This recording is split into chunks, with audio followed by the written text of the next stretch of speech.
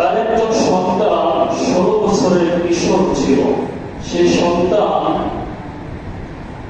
ছোটবেলা থেকে বিভিন্ন আলেম ওলামাদের দরবারে, বিভিন্ন আলেম ওলামাদের সান্নিধ্যে সে যাতায়াত করত।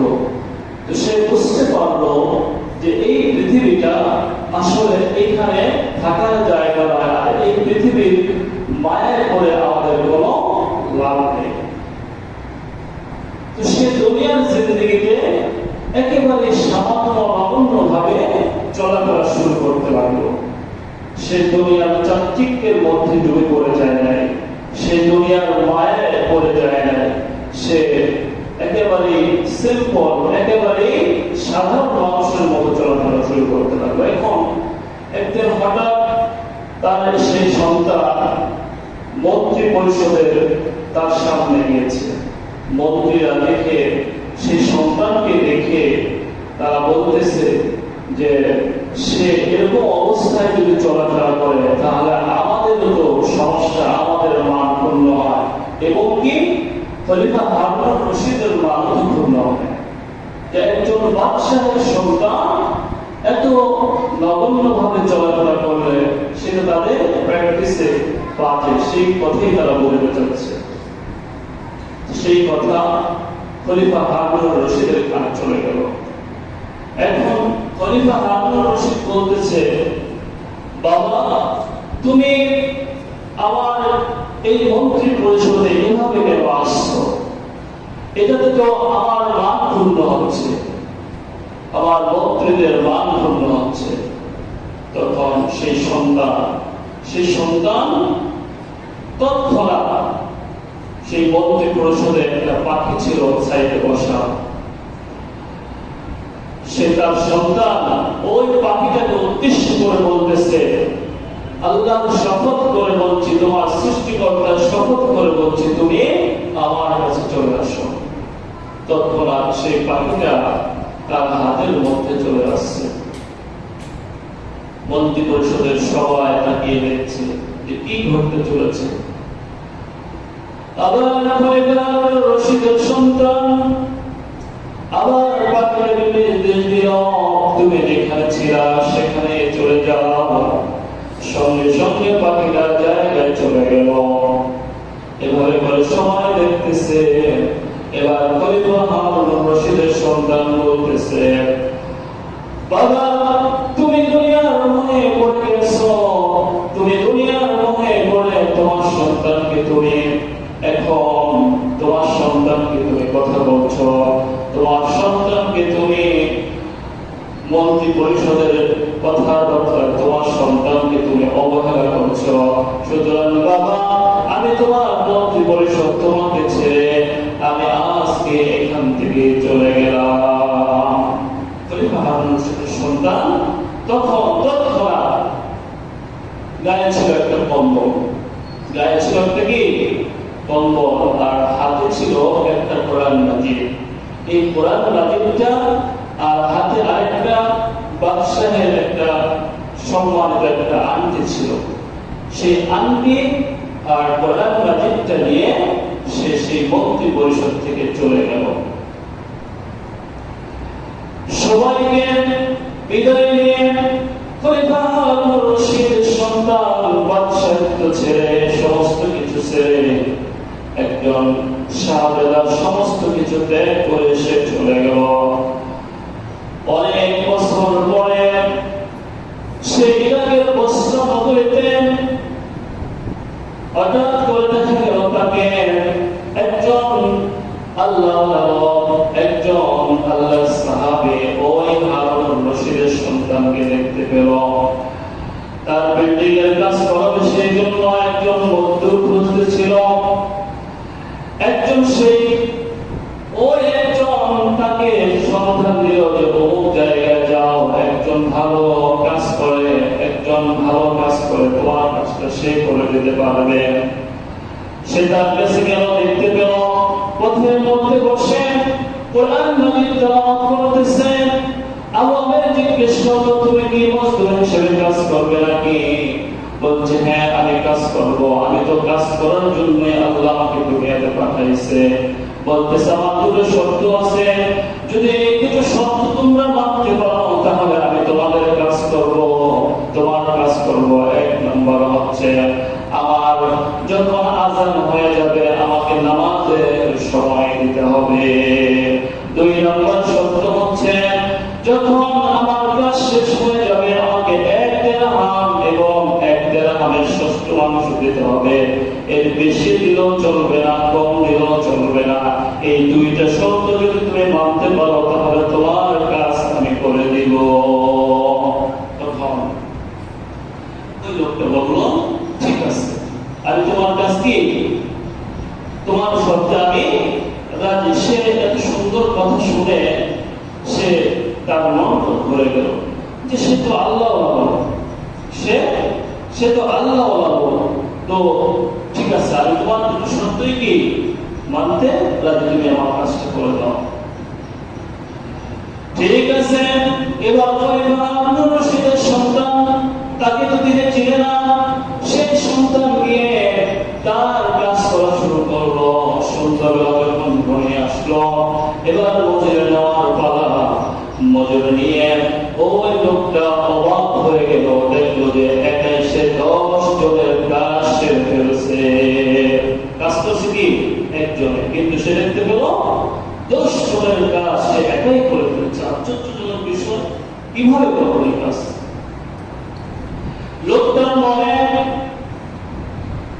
তার ব্যাপারে আরো চিন্তা লাগলো, তার ব্যাপারে আরো জানতে ইচ্ছে করলো। পরের দিন কাজ করার জন্য আবার সেই লোকটাকে খোঁজাখুঁজি করতে লাগলো, কিন্তু কোথাও ওই লোকটাকে খুঁজে পেল না। একজনের কাছে জানতে পারলো যে সে সপ্তাহের মধ্যে একদিনে শুধু কাজ করে শনিবার। একদিনে কি কাজ করে শনিবার, আর বাকি দিনগুলোতে তাকে কোথাও দেখা যায় না। বাকি দিনগুলো কি তাকে কোথাও দেখা যায় না, শুধু সপ্তাহে একদিনে কাজ করে। ওই লোকটা তার জন্য 1 সপ্তাহ দেরি করলো। এরপরে যখন সেই জায়গা মতো আবার যেখানে তাকে পেয়েছিল সেই জায়গায় আবার গেল, গিয়ে দেখে আবার সে একই রকম কোরআন মাজিদ তেলাওয়াত করতেছে, বলতেছে তোমার জন্য অপেক্ষা করেছি, তোমাকে আমি খুঁজছিলাম, আমার কাজ তো বাকি আছে, আমার কাজটা তুমি করে দাও। বলতেছে ঠিক আছে, তোমার কাজটা করে দেব, কিন্তু শর্ত হলো আগে দুটোই কিন্তু ঠিক থাকতে হবে।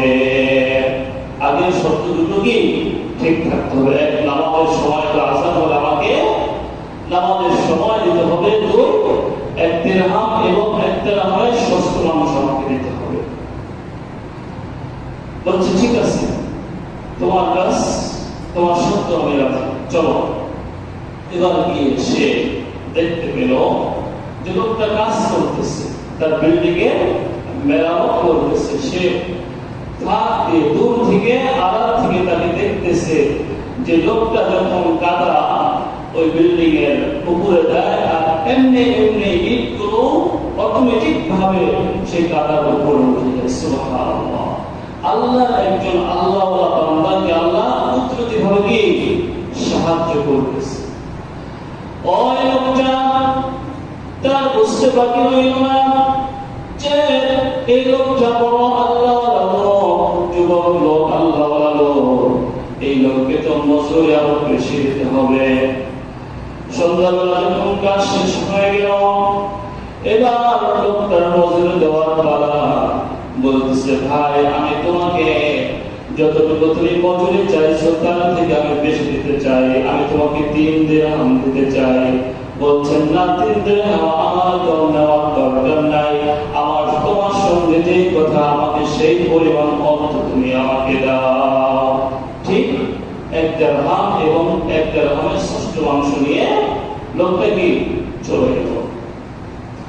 পরের দিন আবার খোঁজা করে শুরু করতে লাগলো লোকটাকে, কোথায় পাওয়া যায় না, অনেক দিন হয়ে গেল, কোথায় পাওয়া যায় না, কোথাও পাওয়া যায় না। একজন মানুষ থেকে সে জানতে পারলো ওই লোকটা, মজদুর লোকটা জঙ্গলের মধ্যে অসুস্থ হয়ে পড়ে আছে। এবার ওই লোকটা যিনি ঘরের মালিক, যিনি কাজ করাইছেন সেই লোকটা এবার তার সন্ধানে ওই জঙ্গলে তার সন্ধানে ওই জায়গায় চলে গিয়েছে। গিয়ে বলতেছে, সে গিয়ে বলতেছে, তোমাকে আমি খুঁজছি, তোমার সমস্যা কি? অসুস্থ। সে অসুস্থ হয়েছিল, বলছে আমি অসুস্থ, আমি যাওয়ার মতন আমার শক্তি নাই, আমার বোধহয় দুনিয়া থেকে বিদায় হওয়ার সময় হয়ে গেছে, বিদায় হওয়ার সময় হয়ে গেছে। বলছে আমি তোমাকে কিছু কথা বলবো, তোমার সঙ্গে আমি কিছু কথা বলবো, তুমি বসো। ওই লোকটা আগেই তো বুঝতে পেরেছিল সে আল্লাহর লোক। সে সঙ্গে সঙ্গে তার মাথাটা কোলে নিয়ে উঠেছেন। কোলে উঠানোর পরে বলতেছে আমি আমার বোধহয় দুনিয়া থেকে যাওয়ার সময় হয়ে গেছে, আমার যে আমি যখন দুনিয়া থেকে চলে যাব আমার পরনের যে জামাটা দেখো, এই জামাটা দিয়ে তুমি আমার দাফন করে দিও। এই জামাটা দিয়ে কি তুমি আমার দাফন করে দিও। বলতেছে না আমি তোমাকে নতুন জামা কিনে দেব, নতুন দাফনের কাপড় কিনে দেবো, সেটা দিয়ে তোমাকে আমি দাফন করবো। বলছে না, নতুন জামা কাপড় তো দুনিয়ার মানুষের জন্য, যারা জীবিত তাদের জন্য। আমি তো মৃত্যু হয়ে যাব, আমি তো মরে যাব, আমার নতুন পোশাকের দরকার নাই, নতুন কাপড়ের দরকার নাই। আমাকে তুমি আমার শরীরের সেই পুরান জামা দিয়ে আমাকে তুমি দাফন করে দিও, আমার নতুন কাপড়ের দরকার নেই। সে তার পুরান যে জামা ছিল সেটা দিয়ে কি আমাকে দাফন করে দিও। এবার বলতেছে তোমার কিছুক্ষণ চুপ ছিল লোকটা, সন্তানটা কিছুক্ষণ চুপ ছিল, এবার চুপ থেকে আবার সে কথা বলতে শুরু করলো। বলছে আমি তোমাকে এই দুটো জিনিস আমি তোমাকে দিচ্ছি, এই দুটো জিনিস স্বয়ং খলিফা হারুন রশিদের কাছে তুমি পৌঁছে দিবা। এক হচ্ছে একটা কোরআন মাজিদ ছিল, সেই কোরআন মাজিদটা তার কাছে দিল, আর তার হাতের মধ্যে একটা আংটি ছিল, সেই আংটিটা দিল। বলতেছে এই দুটো জিনিস তুমি খলিফা হারুন রশিদের কাছে দিয়ে দিবা।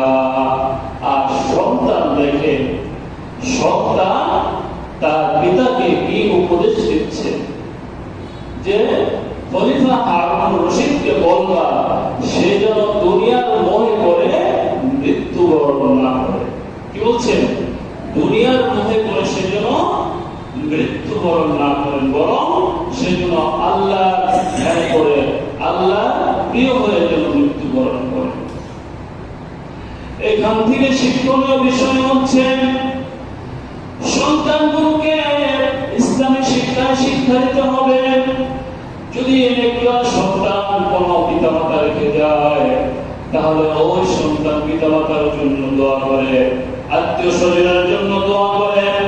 সন্তানগুলো আল্লাহর কাছে দোয়া করে পিতামাতার জন্য, আত্মীয় স্বজনের জন্য। এই জন্য মুত্তাকিন বান্দা-বান্দির উচিত, সকল মুমিন বান্দা-বান্দির উচিত নেক সন্তান দুনিয়াতে রেখে যাওয়া।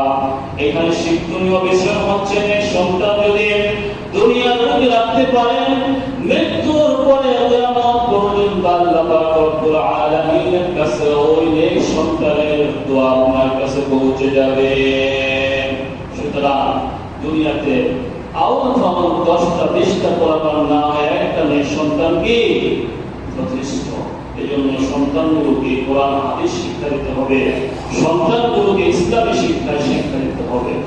এবার কি বলছেন যে খলিফা হারুন রশিদকে বলবা সে যেন দুনিয়ার মোহে না পড়ে মৃত্যুবরণ করে, সে যেন আল্লাহ ওয়ালা হয়ে মৃত্যুর মুখে যায়, মৃত্যুবরণ করে। সেখানে সে এই কথা বলার পরে কি সঙ্গে সঙ্গে লোকটা মৃত্যুবরণ করেছে। আবু আমের বুঝতে বাকি ছিল না যে এই লোকটা খলিফা স্বয়ং হারুন রশিদের কি সন্তান, বুঝতে কি বাকি ছিল না। সে বাগদাদের দিকে রওনা হলো। সে যখন অনেকক্ষণ প্রাসাদের বাইরে অপেক্ষা করার পরে দেখতে পেল যে তার দলবল নিয়ে সৈন্য সমর্থন নিয়ে সে বের হচ্ছে। এবার আবু আমের চিৎকার মেরে বলতেছে যে খলিফা হারুন রশিদ, আল্লাহ রাসূল সাল্লাল্লাহু আলাইহি ওয়াসাল্লামের দোহাই দিয়ে বলছি, আপনার সঙ্গে আমার বিশেষ কথা আছে। তো এই শব্দ খলিফা হারুন রশিদের কানে পৌঁছে গেছে। সে তার গাড়ি বহর থামিয়েছে। সে এবার গেল আবু আমের তার কাছে গেল। এবার কোরআন মাজিদটা, এবার প্রাণটিটা তার কাছে কি তুলে দিল আর বলতেছে, ইরাকে বসরা নগরীতে একজন সন্তান, যুবক শ্রেণীর সন্তান আপনার কাছে এগুলো দিয়েছে আর বলছে আপনার জন্য দুনিয়ার মুখে পড়ে মৃত্যুবরণ না করেন। তখন বাপ তার সন্তানকে যখন এই কথা বলেছে, তখন চোখের পানি অটোমেটিক ভাবে চলে আসে। আর তার বুঝতেও কি দেরি হয় না যে এটা আমাদের সন্তান, কারণ কোরআন মাজিদ একটা আংটি, সেটাই তো প্রমাণ করে দেয় যে এটা আমার সন্তান বলে যাচ্ছে।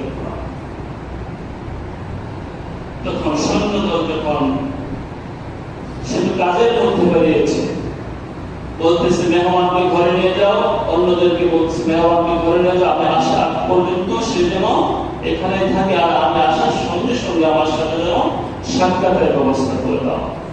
তখন বাইরে থেকে সে আবার ফিরে এসেছে।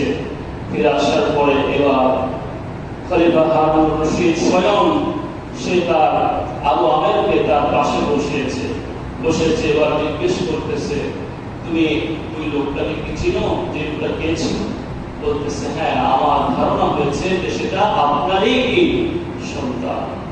বলতেছে, আমার সন্তান মৃত্যুবরণ করেছে কিভাবে? বলছে, সে তো মজদুরি কাজ করতো, সে কাজ করতো। বলছে, তুমিও কি কাজ করাইছো? বলছে, হ্যাঁ, আমিও কাজ করাইছি। আমি তো আর জানতাম না যে সে আপনার সন্তান। আর আরেকটা বিষয় হচ্ছে, খলিফা হারুন রশিদ কিন্তু হযরত রাসূল সাল্লাল্লাহু আলাইহি ওয়াসাল্লামের বংশের আব্বাস রাদিয়াল্লাহু তাআলা আনহুর বংশের লোক ছিল। বলছে, তুমি এটা জানার পরেও কি কাজ করাইছো? বলছে, আমি তো আর এটা জানতাম না যে সে রাসূল সাল্লাল্লাহু আলাইহি ওয়াসাল্লামের বংশের লোক, স্বয়ং আপনার সন্তান। বলছে, তুমি কি আমার সন্তানকে দাফন করিয়েছো? বলছে, হ্যাঁ, আমি আপনার সন্তানকে দাফন করিয়েছি এই দুই হাত দিয়ে, দু হাত বুকের মধ্যে জড়িয়ে রেখে। এবার সন্তানের বেদনা কিছু সে রূপায়ণ করার চেষ্টা করবো, আর বলছে, চলো আমার সন্তানের কবর কোথায়, আমি আমার সন্তানের কবরের পাশে যাব। এবার সেই লোকটা খলিফা হারুন রশিদকে নিয়ে সন্তানের কবরের কাছে চলে গেল।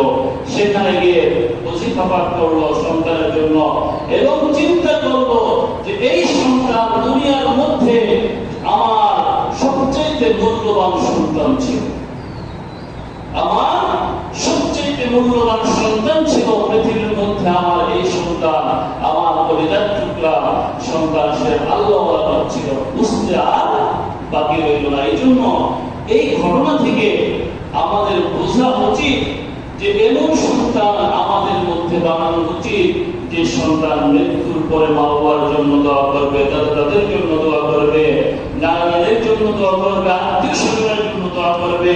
আর এমন সন্তান যেন দুনিয়াতে রেখে না যায় যে সন্তান মানুষকে ক্ষতি করবে, সেই অভিশাপ তার পিতা মাতার ঘাড়ে যাবে, তার অভিশাপ তার আত্মীয় স্বজন বহন করবে। এমন সন্তান যেন দুনিয়াতে আমরা না বানাই, এদিকে আমাদের খেয়াল রাখতে হবে। এই জন্যই তো যে বারবার বলা হয়েছে সন্তানকে কোরআন শিক্ষা দিন, সন্তানকে হাদিস শিক্ষা দিন, সন্তানকে ইসলামী শিক্ষা শিক্ষিত করুন। আজকে দেখেন পৃথিবীর বুকে কি একটা অবস্থা হয়েছে, আমাদের সন্তানগুলো এমন কোন গুনাহে যে জড়াচ্ছে না, আমাদের সন্তানগুলো নষ্ট হয়ে যাচ্ছে। আমরা মুসলমান, আমাদের সন্তানগুলো বিপদে চলে যাচ্ছে, আমাদের সন্তানগুলো পথভ্রষ্ট হয়ে যাচ্ছে। কেন? এটা আমাদের দোষই বেশি, কারণ আমরা আমাদের সন্তানগুলোকে সঠিকভাবে গাইডলাইন দিতে পারছি না। এই জন্য প্রত্যেকটা পিতামাতার উচিত তার সন্তানকে, তার আত্মীয় স্বজন, তার নায়রাতকুন যারা আছে সকলকে কি আল্লাহর সাথে, আল্লাহ রাসূল সাল্লাল্লাহু আলাইহি ওয়াসাল্লামের সাথে পরিচয় করে দেওয়া, এবং ইসলামিক মতে তাদের জীবন পরিচালনা করার জন্য যা যা করণীয় সেটা করা। আল্লাহ পাক রব্বুল আলামিন আমাদের সকলকে আল্লাহর দ্বীনের পথে, আল্লাহ তাআলার পথে, আল্লাহ রাসূলের আনুগত্য করার মতন, চলার মতন তৌফিক দান করুন। সকলে বলে আমিন। ওয়া আখিরু দাওয়ানা আলহামদুলিল্লাহি রাব্বিল আলামিন।